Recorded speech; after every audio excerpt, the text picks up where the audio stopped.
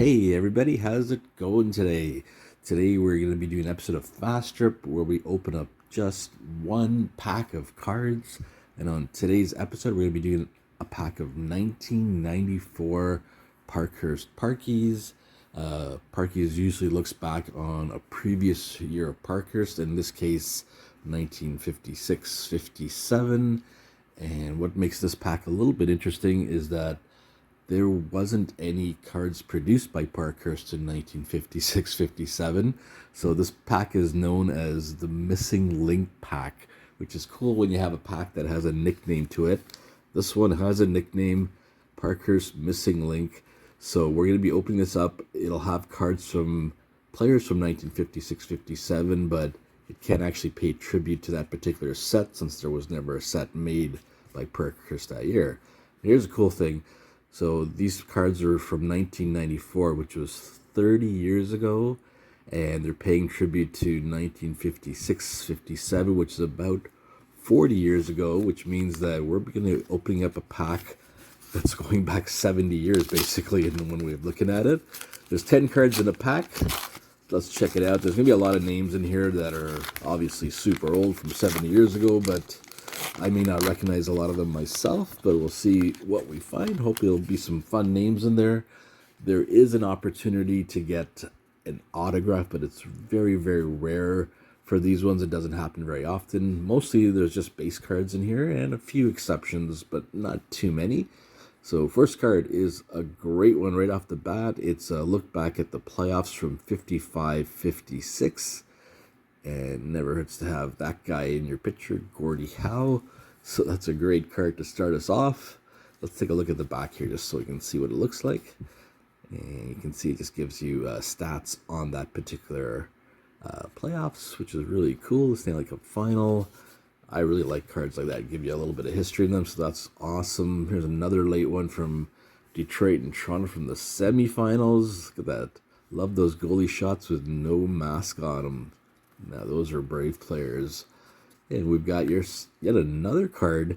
We haven't even seen a base card yet. This is Montreal 4-1 over New York, or 4-1 score over New York. Let's see which one it is here. We will see is Canadians won 4-2. Yeah, so it's 4-1 on that particular one for the 56 semifinal. There's a Sawchuk pick in the All-Star game. The Pocket Rocket. Oh my god, two great players in one card. Let's take a look at the back of that. And yeah, more stats and info on that one. Which brings us to our very first base card finally. Camille Henry. The New York Rangers. Never heard of him, obviously, because I'm not that old, unfortunately, but I do know some of these guys. So let's see if we find some famous ones. Jerry James of the Maple Leafs. Look at that old Leaf logo there. Mark Rayum, also of the Maple Leafs. Rudy Mingue, another Maple Leaf assistant captain.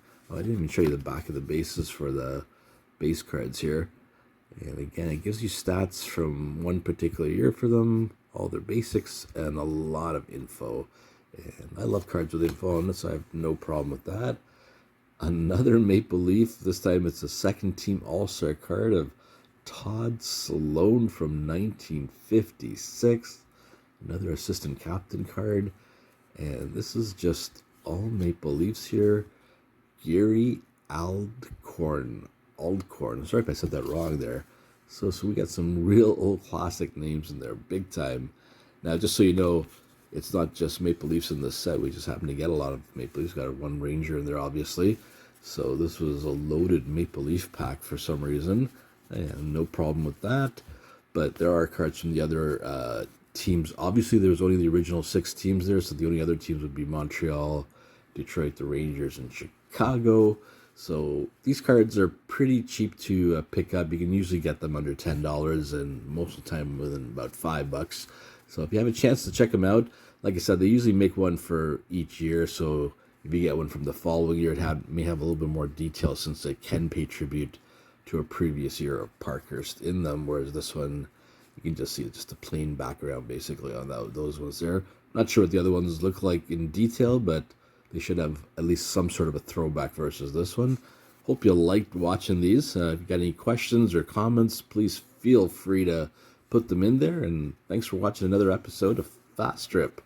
Catch you guys later.